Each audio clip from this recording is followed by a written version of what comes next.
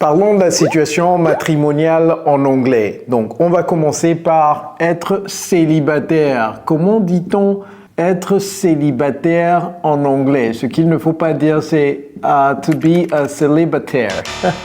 Ça ne se dit pas. En anglais, il faut dire to be single. To be single. OK? Maintenant, être en couple. OK?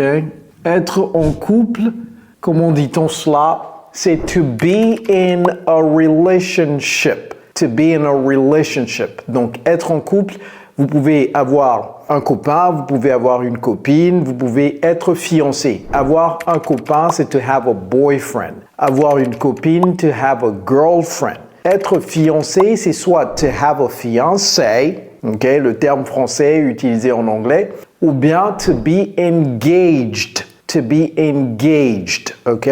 Alors, après cela, être marié. Comment dit-on être marié en anglais? D'abord, en français, vous remarquez que c'est un seul R. En anglais, c'est deux R. To be married. To be married.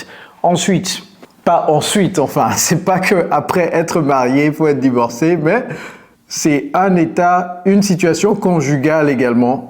Être divorcé. En anglais, c'est to be divorced. Et vous voyez comment je prononce le I, j'ai pas dit divorce.